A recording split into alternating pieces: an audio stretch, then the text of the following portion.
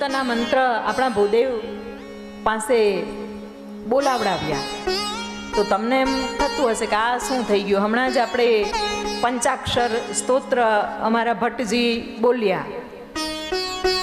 આ બધું છે ને એ બોલવા માટે એક સજગ રહેવું પડે છે. આમ હસ્વ દીર્ઘ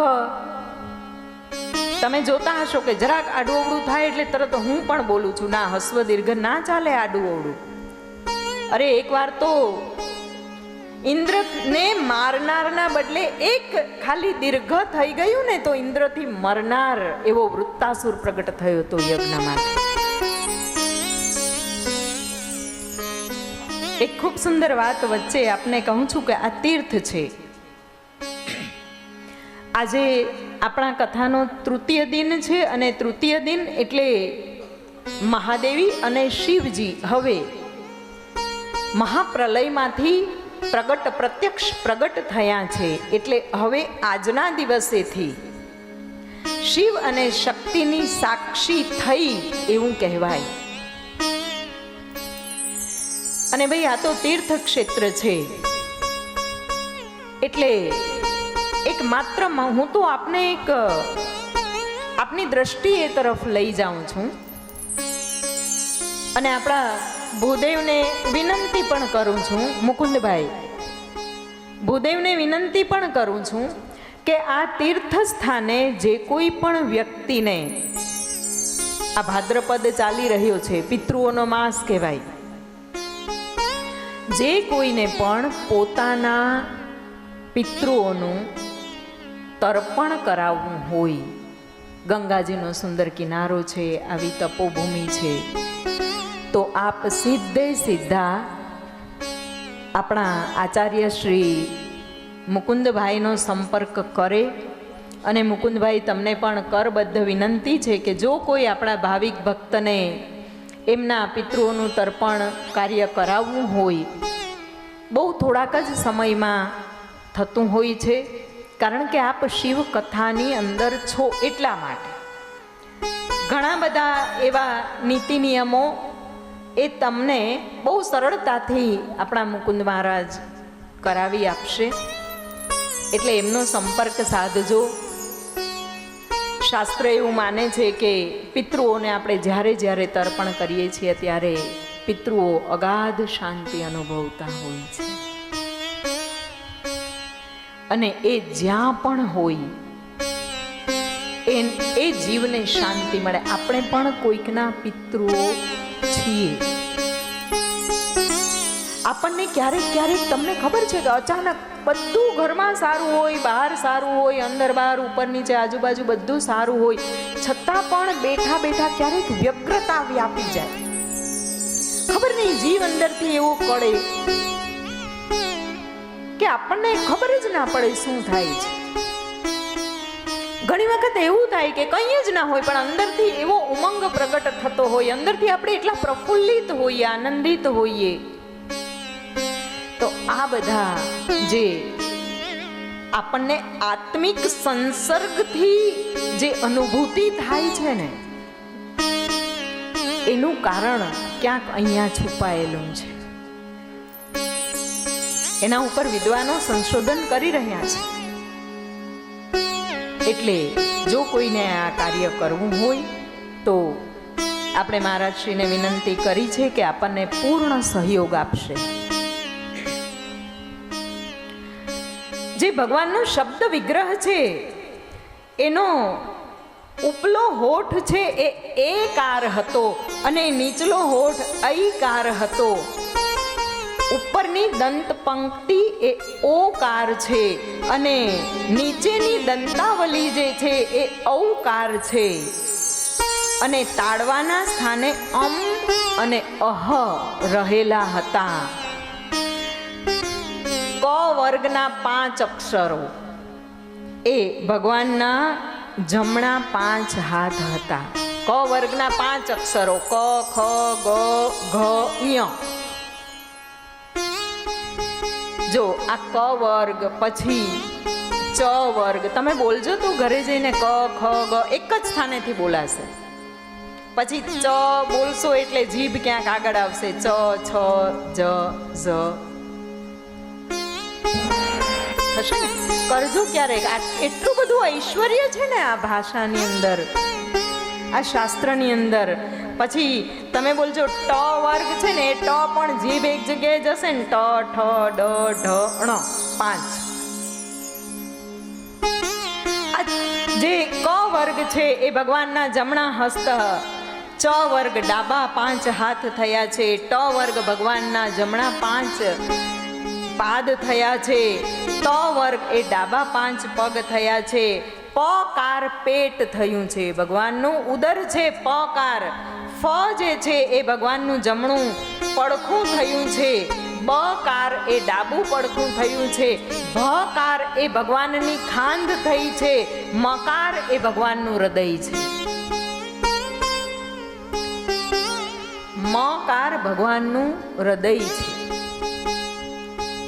જ્યારે સુષુમ્ણા જાગૃત થયેલી હોય છે, જીભ તાળવે અડાડી મુખ બંધ કરી અને મનો અંદરથી એક વમળ દ્વારા મ સર્જન કરી અને જો એનું ઉચ્ચારણ કરવામાં આવે ને તો હૃદયમાં એટલી બધી શાંતિ મળે છે.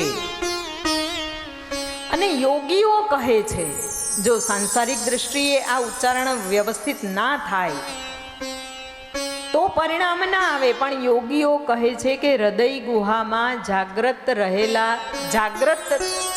હૃદય ગુહામાં રહેલા પરમાત્મા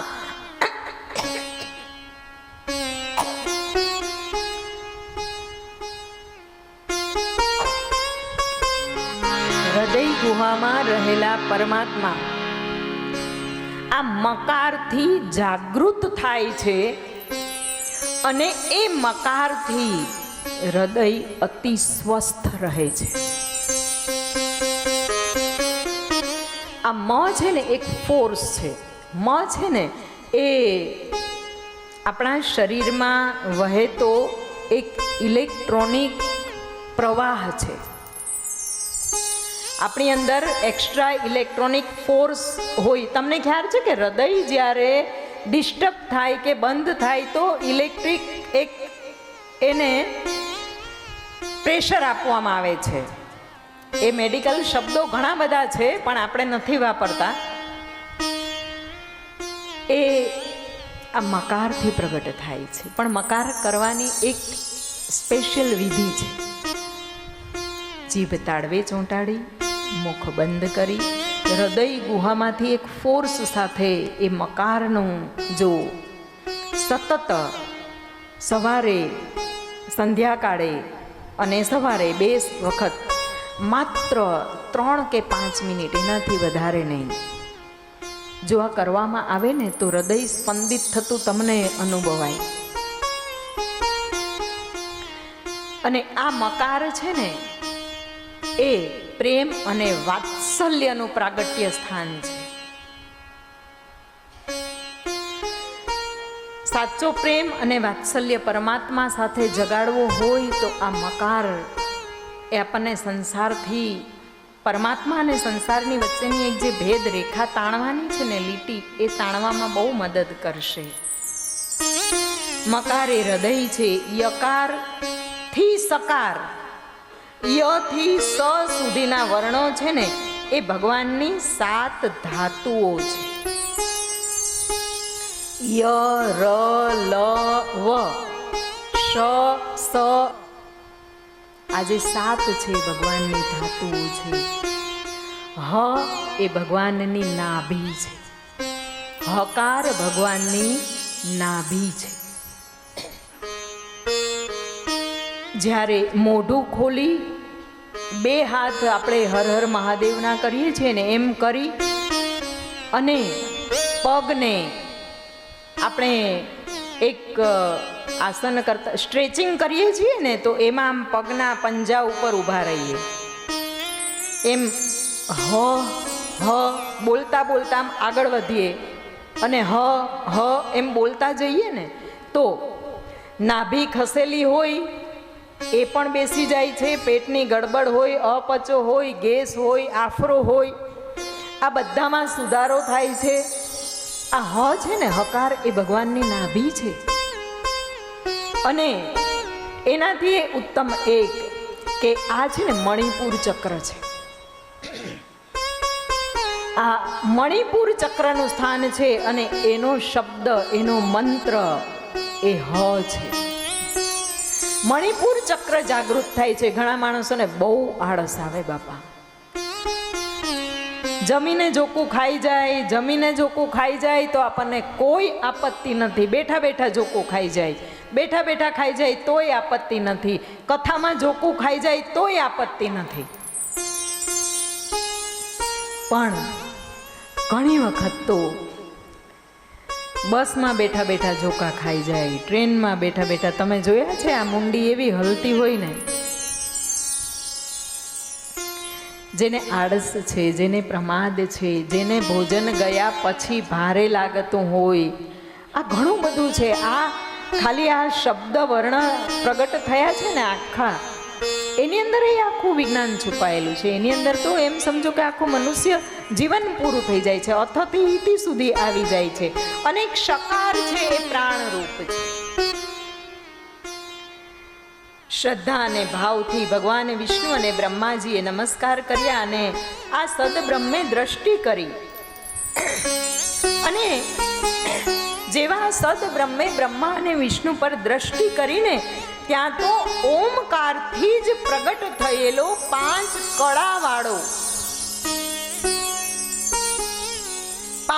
કળાવાળો અને 38 અક્ષરવાળો એક મંત્રના દર્શન થયા બ્રહ્મા અને ભગવાન વિષ્ણુને. એ મંત્ર એ રુદ્ર ગાયત્રી મંત્રનું પ્રાગટ્ય થયું. એ રુદ્ર ગાયત્રી મંત્ર ઓમ તત્પુરુષાય વિદ્મહે મહાદેવાય ધીમહિ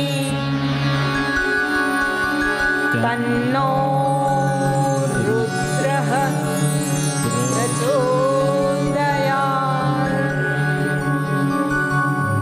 રુદ્ર ગાયત્રી મંત્રનું પ્રાગટ્ય થયું. અને એ જ સમયે પંચાક્ષર મંત્રનું પણ પ્રાગટ્ય.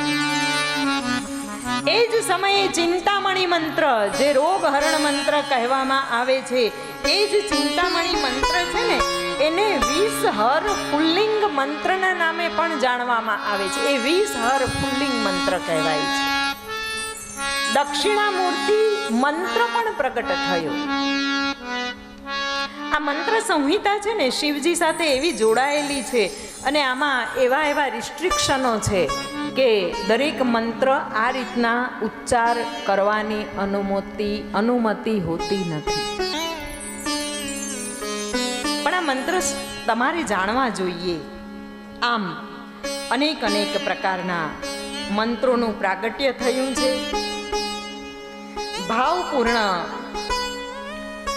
સ્તુતિ કરવા લાગ્યા છે. બ્રહ્મા અને વિષ્ણુ 2 હાથ જોડીને એમનેમ જ ઊભા રહી ગયા છે કે હવે અમારે આ બધું દર્શન કરવું છે. દર્શન કરતા કરતા બેબાકડા બની ગયા છે. ભગવાનનું પરમ ઐશ્વર્ય જોઈ અને ભગવાન સદાશિવનું નિષ્કલ અવયવ રહિત સ્વરૂપ જોઈને શબ્દમય વાંગમય દર્શન કરી અને બ્રહ્માજી ભગવાન વિષ્ણુ એ સંતૃપ્ત થઈ ગયા, પરિપૂર્ણ થઈ ગયા, શાંત થઈ ગયા. જીવનમાં ભગવાનના દર્શન કર્યા વગર આ જીવ વલખા મારતો બંધ ક્યારેય થશે નહીં. જો આ વ્યગ્રતા, આ ઉત્પાત શમન કરાવવો હોય ને તો ભગવાનની ભક્તિ કરવી પડશે. સારું ખાવાથી, અલગ વિવિધ પ્રકારની બધી કસરતો કરવાથી, કે જે કંઈ આપણે સાજા સ્વસ્થ રહેવા માટે જે કંઈ પણ ઉપાયો કરીએ છીએ, એ બધા ઉપાયોથી આપણે સ્વસ્થ સાજા રહી શકવાના નથી. ઈશ્વરની ભક્તિ એકમાત્ર એવું સાધન છે કે એ કરતા કરતા આપોઆપ આપણી અંદરના જે બધા દુર્ગુણો રૂપે, એ દુર્ગુણો એટલે રોગોને પણ દુર્ગુણો કહેવામાં આવ્યા છે, એનો નાશ થઈ જાય છે.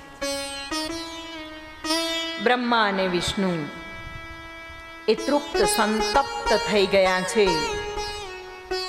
બ્રહ્માજી નારદજીને કહે છે કે આ સૃષ્ટિ, ભગવાન સદાશિવ આ સૃષ્ટિનું સર્જન અને પાલન કરવા માટે, પછી વિલય કરવા માટે બ્રહ્મા, વિષ્ણુ અને રુદ્ર એમ 3 નામે અવતરિત થાય છે. 3 રૂપ એકના જ છે. ભગવાન સદાશિવે એ વખતે બંને દેવતાઓને કહ્યું છે કે આપ બંને મારી પ્રકૃતિથી અવતરિત થયા છો અને એ પ્રકૃતિથી ભગવાને પરમ પરમેશ્વરી દેવી પાર્વતીના અંશથી એક શક્તિ વાણી રૂપે પ્રગટ કર્યા, જે બ્રહ્માજીને આપ્યા છે, અને એક લક્ષ્મીજી પ્રગટ કર્યા, એ ભગવાન વિષ્ણુને આપ્યા છે. આ વૃત્તાંતમાં ભગવાનનું જે સુંદર મજાનું સ્વરૂપ હતું, એ સ્વરૂપ જાણે કે એક નટરાજનું સ્વરૂપ હોય ને એવું અદ્ભુત સુશોભિત થતું હતું.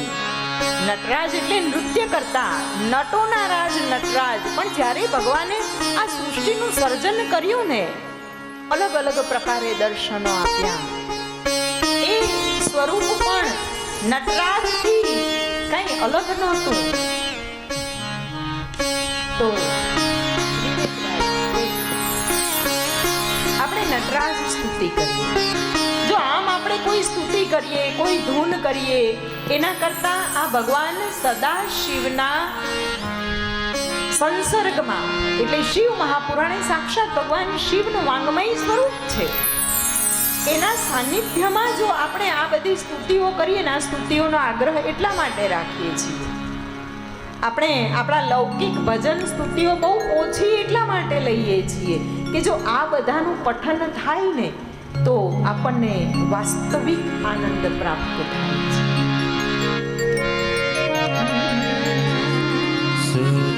સૃષ્ટિ તાંડવ રચયિતા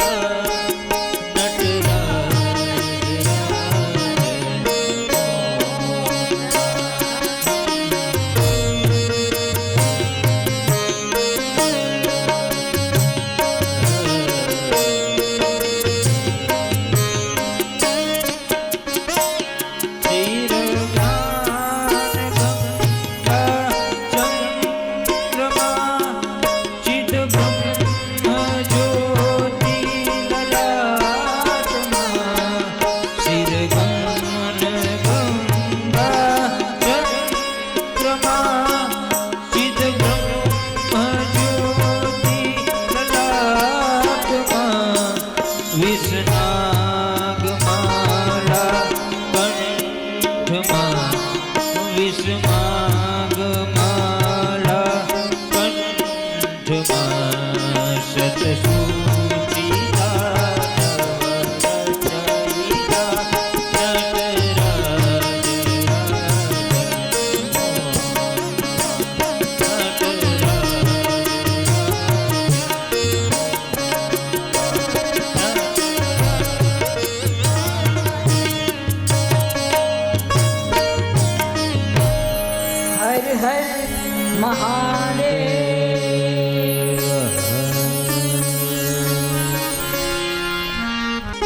ભાષાને જાણકાર એ વ્યક્તિ બોલે છે ને તો દરેક વ્યક્તિમાં એક શબ્દ કે બે શબ્દ અથવા બે થી વધારે શબ્દો એવા હોય કે વારંવાર રિપીટ કરતો હોય. દરેકની અંદર આવું હોય. દરેક વ્યક્તિમાં એક તમે જોજો શાંત રહીને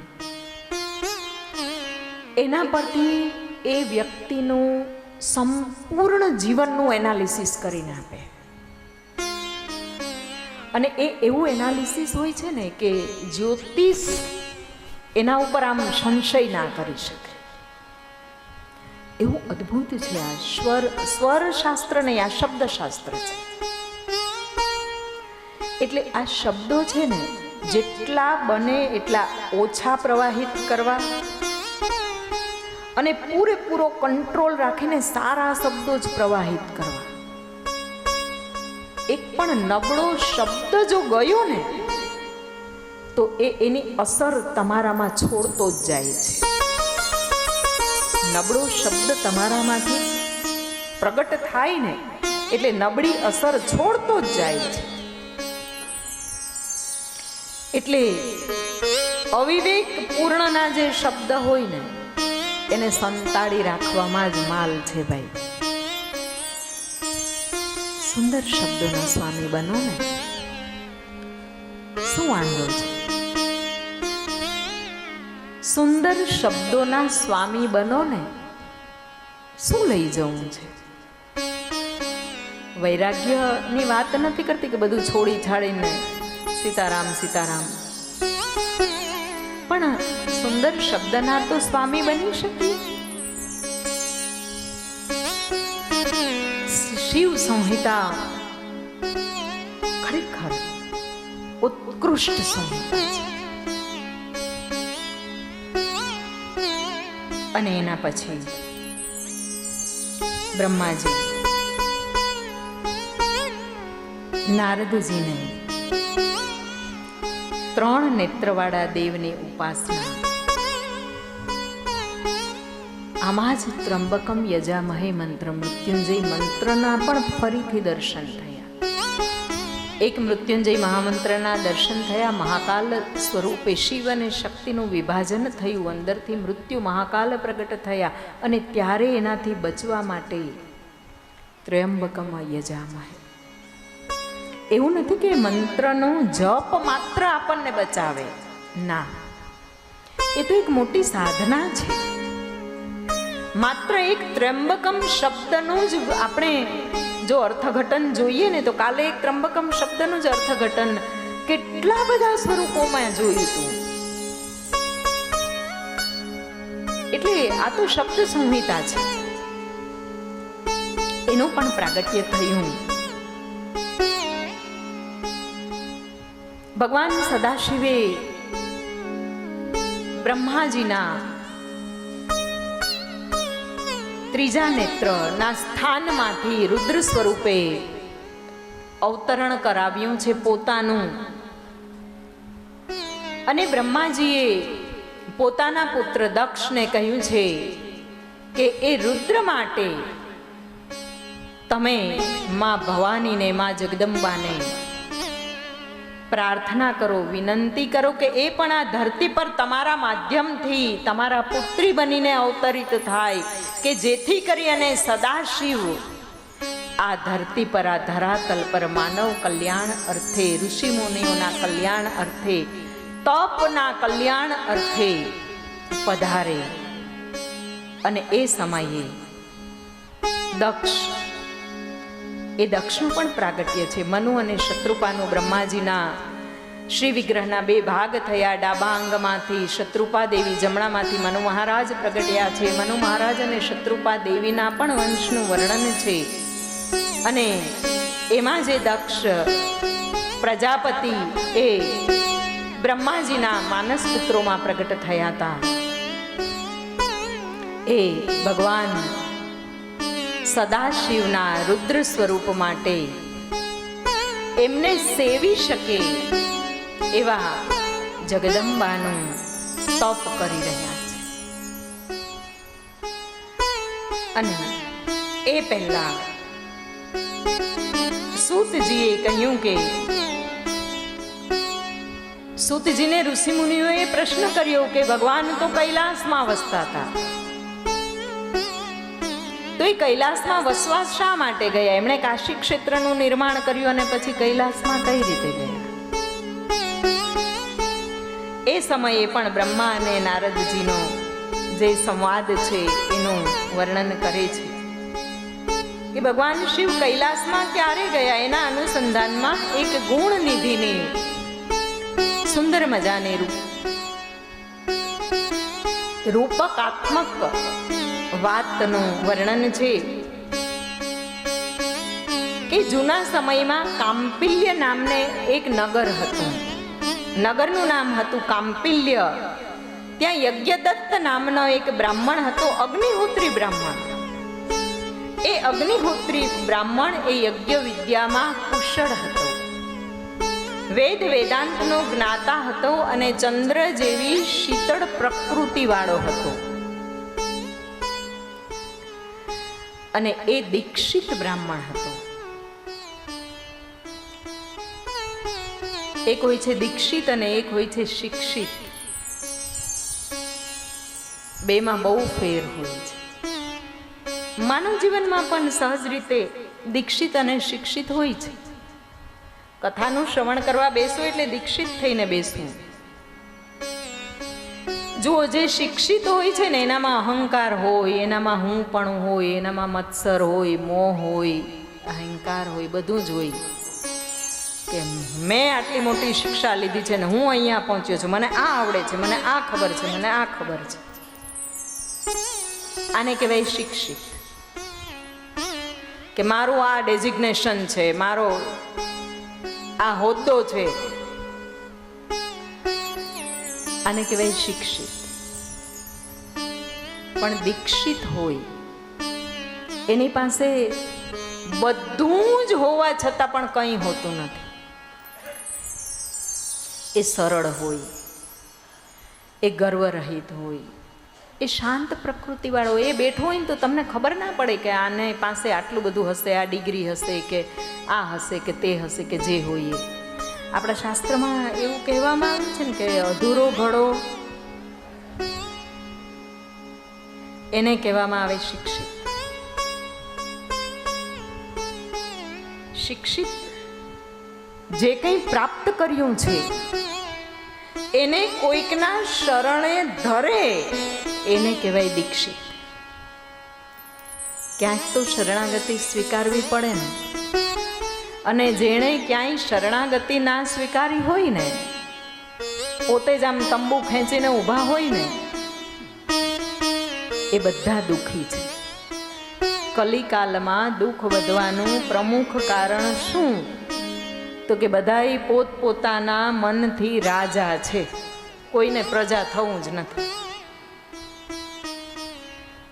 સાંભળવાનું બધાનું, કરવાનું આપણું, એટલે આપણે રાજા. દુઃખનું મુખ્ય કારણ આજે યજ્ઞદત્ત નામના બ્રાહ્મણ એ દીક્ષિત બ્રાહ્મણ હતા. ગુણનિધિ નામનો એક સ્વરૂપવાન પુત્ર એને હતો. અને એ પુત્ર ધીરે ધીરે મોટો થયો ને એટલે અવળા માર્ગે વળ્યો. અધ્યયન છોડી અને દારૂ અને જુગારની લતે ચડ્યો. અવળા સંગમાં ડૂબ્યો. બ્રાહ્મણે પોતાના પુત્રના આ ચાલ ચલન વિશે બ્રાહ્મણીને પૂછ્યું ત્યારે બ્રાહ્મણીએ એટલે યજ્ઞદત્ત બ્રાહ્મણના અર્ધાંગીનીએ એના દુર્ગુણો છુપાવ્યા. માતાની આ ટેવ હોય. હવે શું ટેવ કે કુટેવ એ માતાઓએ નક્કી કરવાનું છે કે દીકરાના દોષને છુપાવીને રાખે એના પિતાથી. કહેશું તો વઢશે. અહીંયા પણ કંઈક એવું જ થયું. પુત્રના દુર્ગુણોને છુપાવ્યા. વારે વારે એ પુત્રના દુર્ગુણોને છુપાવતા રહ્યા. પુત્રને ટકોર કરતા રહ્યા એના માતા કે આ સંગતિ છોડી દો, સુધરી જાઓ. પણ માતાની વાતને ગુણનિધિએ સ્વીકારી નહીં, સાંભળી જ નહીં. આમે માનું દીકરો સાંભળતો જ ના હોય, કારણ કે એટલું બધું કહે ને એકને એક વાત 5 વાર કહે ને એટલે દીકરાઓ સાંભળે જ નહીં. અને પછી એની વહુ આવે. વિષયાંતર કરીએ આપણે થોડોક. આમ તો શિવ કથામાંથી વિષયાંતર શક્ય નથી, પણ કરી નાખીએ થોડોક. પછી વહુ આવે અને વહુ આવે અને જો દીકરો એક વાતે ના સાંભળે ને તો કે 20 નખવાડા જ્યારથી પધાર્યા છે ને અમારા ઘરમાં ત્યારનો આ સાંભળતો બંધ થઈ ગયો. ખરેખર તો પહેલેથી જ ના સાંભળતો. સમાજની અંદર વ્યાપેલી અરાજકતાને સુધારવા માટે થઈ અને જેટલા સંસ્કારો દીકરીને આપો છો એટલા જ દીકરાને આપો. દીકરીને સંસ્કારો આપીને મોકલીએ છીએ એટલે દીકરી આપણા સંસ્કારોને બરાબર પચાવેલા હોય. પણ એ સંસ્કારો એને ક્યાંથી મળ્યા છે? માતા પિતાના ઘરેથી. એટલે હંમેશા દીકરી માતા પિતાને વફાદાર હોય છે કે નહીં? જરાય પક્ષપાત નથી કરતા. આપ જવાબ આપો. દીકરી, તમે પોતે કહો છો ને કે હવે દીકરાને વહુ તો સમજ્યા, પણ દીકરી એ આપણી. સાચી વાત ખોટી વાત? કારણ કે એ દીકરીએ સંસ્કારો જ્યાંથી લીધા છે, સમાજની પરંપરા અથવા તો નીતિમત્તા, વિવેકીપણું, વફાદારીપણું એ જ્યાંથી શીખી છે એ માતા પિતાનું ઘર છે. એટલે એના આચરણ માટેનું એ પ્લેટફોર્મ છે. એ જ દીકરી માતા પિતા સાથે જે વ્યવહાર વર્તન કરે છે એ વ્યવહાર વર્તન ત્યાં કરવાનું. સાસરે જઈને એ શિખામણ આપણે નથી આપી તો એ શિખામણ કોની પાસે હોવી જોઈએ? દીકરા પાસે હોવી જોઈએ. એક સરળ નિયમ છે. દીકરાની વહુ આવી અને કંઈક 1-2 શબ્દો અથવા તો આપણા જે નીતિ નિયમ, આપણી કુલ પરંપરા છે એનાથી જરાક ડિસ્ટ્રેક્ટ થાય, એટલે આઘા પાછા થાય, તો ધ્યાન કોણે દોરવું જોઈએ? દીકરાએ. પણ એ દીકરાને ધ્યાન એ ક્યારે દોરશે? જ્યારે આપણે એને પણ દીકરી નહીં જેટલી જ જ્ઞાનની બધી વાણીઓ છે ને આપી હોય ત્યારે. અન્યથા ના દોરી શકે. આ સમય છે, સાંપ્રત સમયનો એક પ્રવાહ જાય છે કે ઘરે ઘરે આવું થાય છે. શા માટે આવું થાય છે? એટલા માટે કે આપણે ફોકસ છે ને માત્ર નારીઓએ નારી ઉપર જ ફોકસ આપી દીધો. અને એટલા માટે આવું થાય છે. હવે આપણે તો શું કહેવાય કે ગંગા ગઈ, ગંગા કા બહન ગયા, ગંગાનું પૂરે ગયું ને ગંગા ધરે જતા રહ્યા. પણ હવે પછીની પેઢી છે ને એને આ ચોક્કસ શીખવાડીને જજો. તો આ સમાજનું જે સ્થિરતાપણું છે ને એ સ્થિર રહેશે. અત્યારે આપણા સમાજોની અંદર ભૂકંપ આવે છે, લાવા રસ પ્રગટ થઈ જાય. એનું કારણ આ જ છે કે બેલેન્સ નથી રાખી શક્યા. દીકરાને પણ એ ગૃહની રચના સમજાવો એટલે આ અસમાનતા ના થાય. પુનઃ પાછા આપણે શિવ મહાપુરાણમાં આવીએ. બ્રહ્મદત્તે એક દિવસ એ કોઈ યજમાનને ત્યાં કાર્ય કરવા માટે ગયા હતા અને ત્યાં એને રસ્તામાં જે અનૈતિક કર્મો કરતા બધા તત્વો હોય છે એવા એક જુગારીને જોયો. એ ટોળકીને જોઈ અને એ ટોળકીમાં એક જુગારીની હાથની આંગળીમાં પોતાની વીંટી જોઈ. યજ્ઞદત્ત બ્રાહ્મણ એને ઓળખી ગયા છે અને જઈને કહ્યું કે આ વીંટી મારી છે, આપી દે, ક્યાંથી લઈ આવ્યો? ત્યારે એ જુગારીએ કહ્યું કે આ વીંટી તમારો દીકરો હારી ગયો છે. યજ્ઞદત્ત બ્રાહ્મણે એ જુગારીને ધમકાવ્યો કે વીંટી તું કેમ ના આપે? ત્યારે આ જુગારીએ પાછું કહ્યું, આખી ટોળકી કહેવા લાગી કે તમારો દીકરો એક વીંટી હારી ગયો છે. એવું નથી, કેટલા બધા સુવર્ણના રત્નોના એ ઘરેણાઓ હારી ગયો છે. સુંદર મજાના ત્રાંબા, પિત્તળ અને ચાંદીના પાત્રો પણ હારી ગયો છે. આમ અનેક કિંમતી વસ્તુઓ અમારી પાસે છે. અને યજ્ઞદત્ત ખૂબ જ દુઃખી થયા છે. ઘરે જઈ અને બ્રાહ્મણીને પૂછે છે. બ્રાહ્મણીએ ખોટા જવાબ આપ્યા કે ના ના, એવું કાંઈ નથી. અને ત્યારે યજ્ઞદત્ત બ્રાહ્મણે, શાંત હતો, શીતળ પ્રકૃતિના હતા, એણે બ્રાહ્મણીને કહ્યું કે હે બ્રાહ્મણી, હું તમારો ત્યાગ કરું છું. બ્રાહ્મણીનો યજ્ઞદત્ત બ્રાહ્મણ ઘરની બહાર નીકળી ગયા છે. થોડી જ વારમાં ગુણનિધિ એ ઘરમાં પ્રવેશ કર્યો એટલે તરત જ એની માતાએ કહ્યું કે તારા પિતાએ મારો અને તારો બંનેનો ત્યાગ કર્યો છે. ગુણનિધિએ વિચાર્યું કે હવે પિતાજી હતા તો એટીએમ હતું, હવે પિતાજી નથી તો ધન સંપત્તિ ક્યાંથી આવશે? મારે ઘરમાં નથી રહેવું.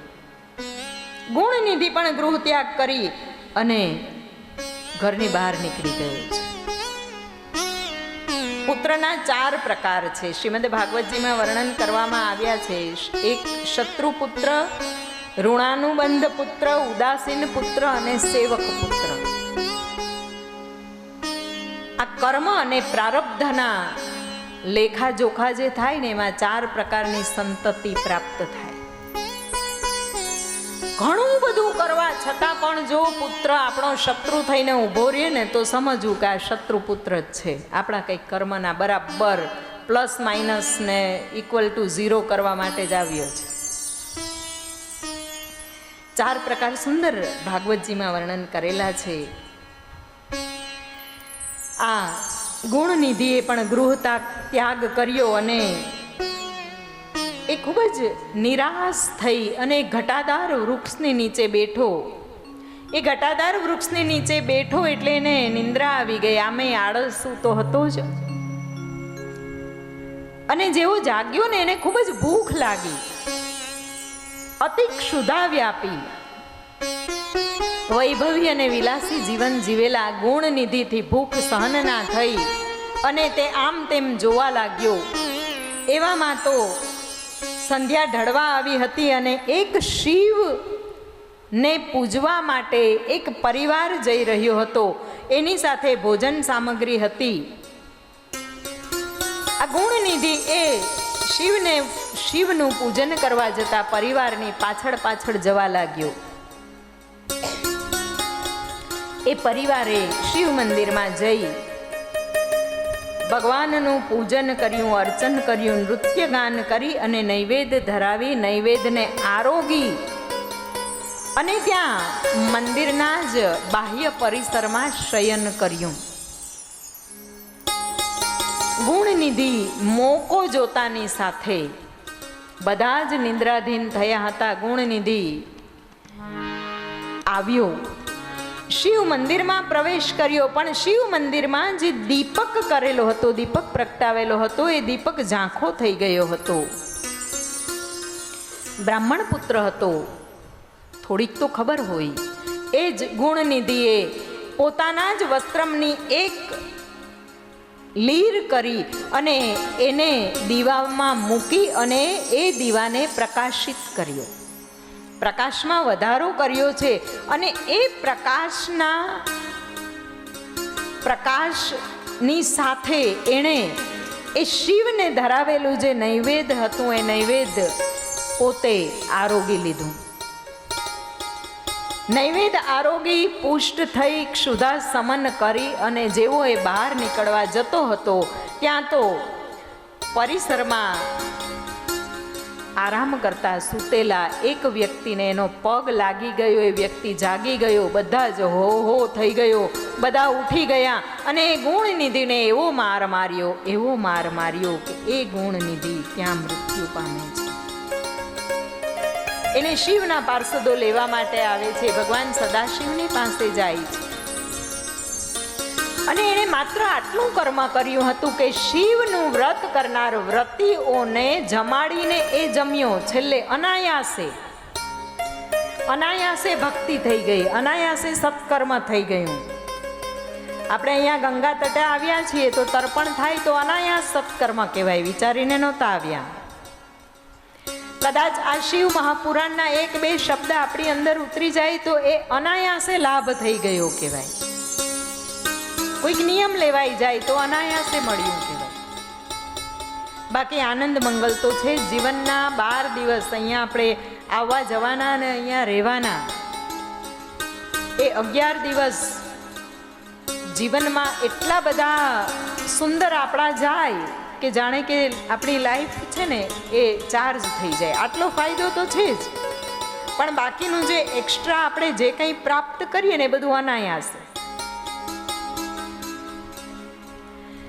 અનાયાસે ભગવાન શિવના શિવાલયમાં દીવો કર્યો એટલે કે પ્રકાશ વધાર્યો. શિવાલયની અંદર દીપમાલાઓ થતી હોય છે. આ દીપમાલાનું શિવાલયની અંદર દીપમાલાનું એક વિશિષ્ટ મહત્વ છે. શિવજીને દીવો કરવાનું પણ કેટલું એ ફળ છે. શુદ્ધ ઘીનો દીવો કરો. બિલ્લીપત્રના વૃક્ષની આગળ પણ દીવાઓ કરો, દીવાઓ પ્રગટાવો. આપણા બધા જે શિવ મંદિરો છે ને, સોમનાથ, કાશી વિશ્વનાથ, ઘણા મુખ્ય મહત્વના મંદિરો છે. આ બધા જ મંદિરો જ્યારે ક્ષીણ થયા ને ત્યારે એનો ઉદ્ધાર, જીર્ણોદ્ધાર કરાવનાર અહલ્યાબાઈ હોલકર હતા.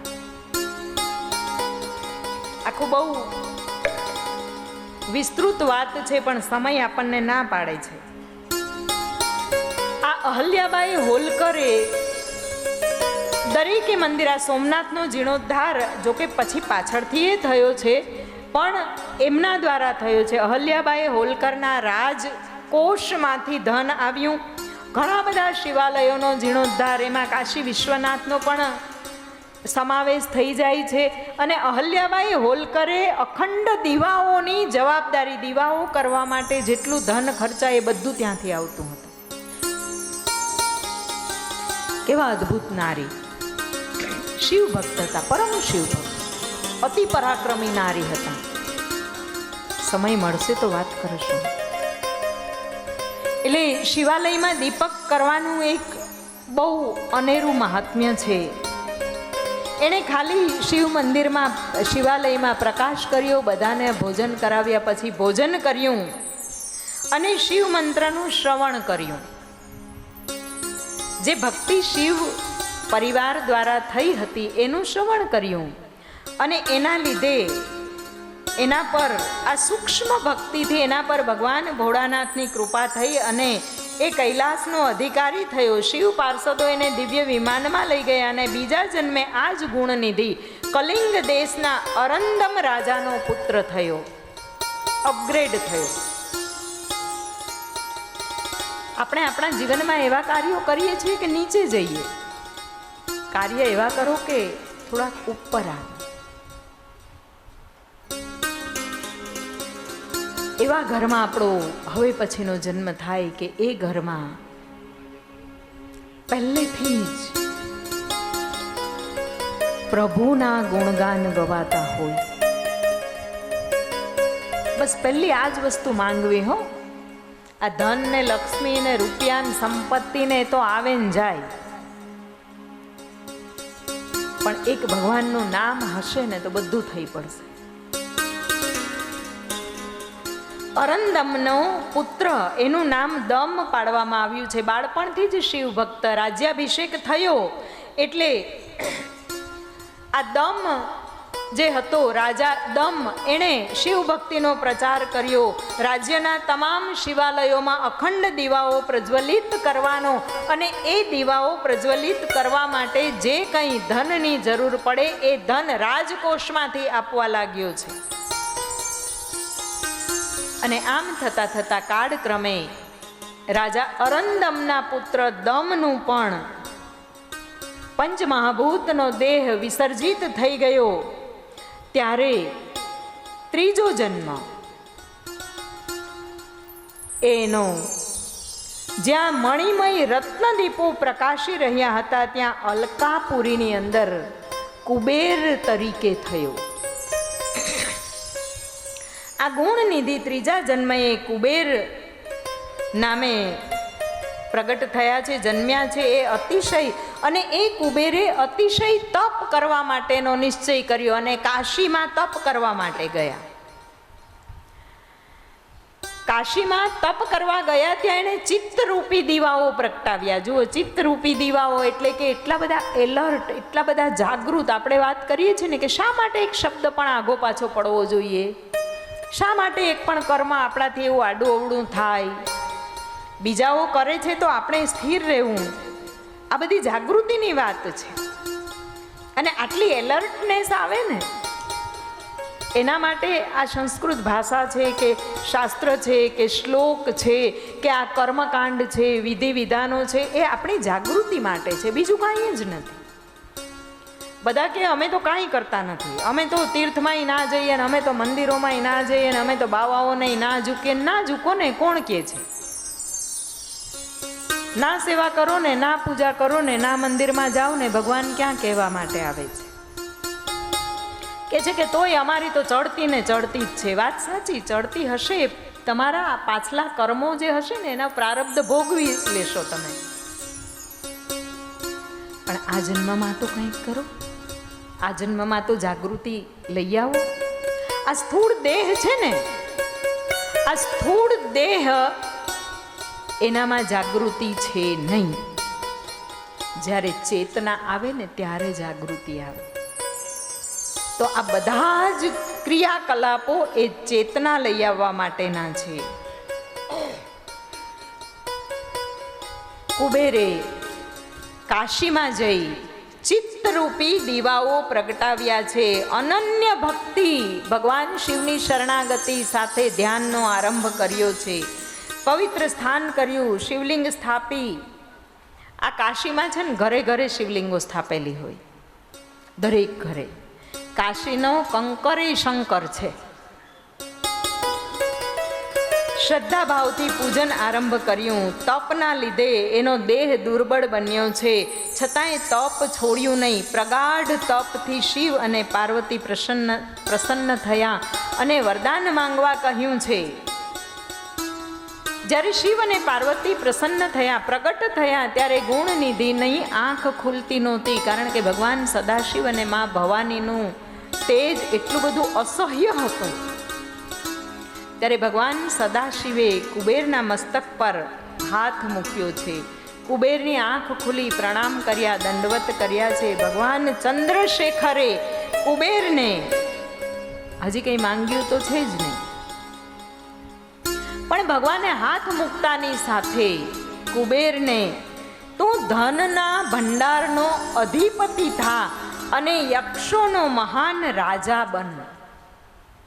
આવું વરદાન આપ્યું. કુબેરની અત્યંત શ્રદ્ધાયુક્ત ભક્તિ જોઈ અને ભગવાને એને મિત્ર માની લીધો છે. અને ભગવાને બીજું પણ વરદાન આપ્યું કે હે કુબેર, તારી મારામાં નિત્ય પ્રતિદિન પ્રીતિ જળવાઈ રહે એટલા માટે હું તારી અલકા નગરીની સમીપ કૈલાસમાં રહીશ.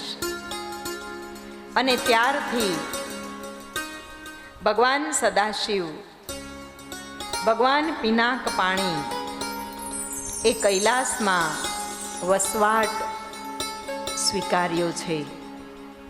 અને ભગવાને કૈલાસમાં વસવાટ કરવાનું વિચાર્યું ને એટલે તરત જ ભગવાને ડમરું વગાડ્યું છે. અને એ ડમરૂના નાદથી બ્રહ્મા પધાર્યા છે, વિષ્ણુ પધાર્યા, તમામ દેવતાઓ આવ્યા છે, વેદો અને શાસ્ત્રો પણ મૂર્તિમાન સ્વરૂપ ધારણ કરીને આવ્યા છે. અને ત્યારે બધા જ દેવતાઓએ ભગવાન સદાશિવની સ્તુતિ કરી છે. બધા જ દેવતાઓને ભગવાન સદાશિવે કહ્યું કે આજથી હું કૈલાસમાં વસવાટ કરવાનો છું.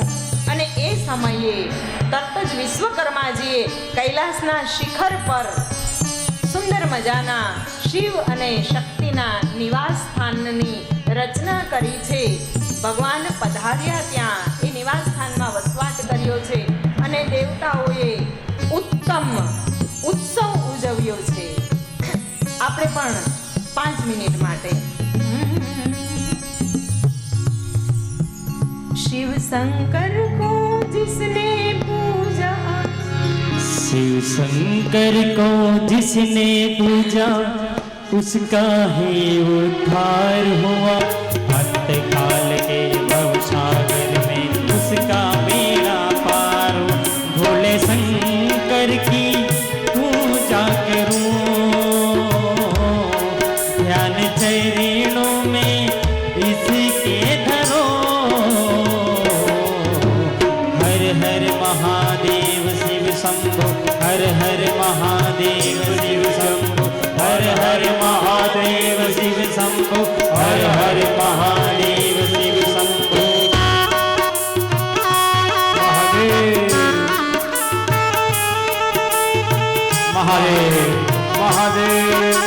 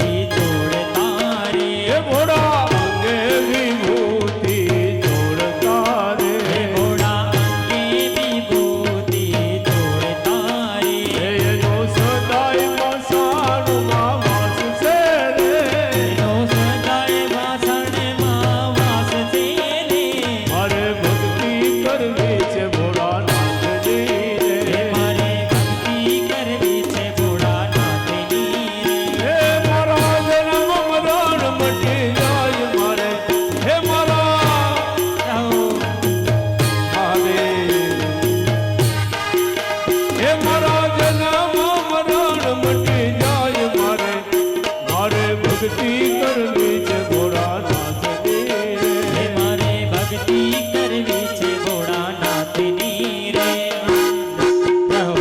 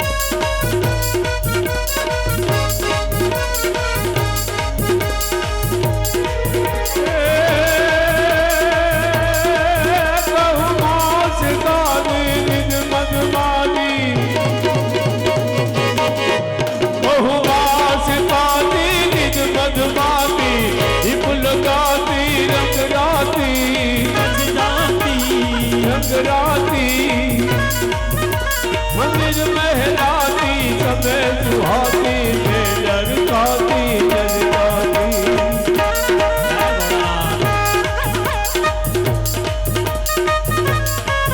બિરહા જલ જાતી ઈદ જાતી લખી ન પાતી મોરારી હે રાધે પ્યારી બે બલિહારી ગોકુળ જાઓ ઘરી રમ ગોકુળ જાઓ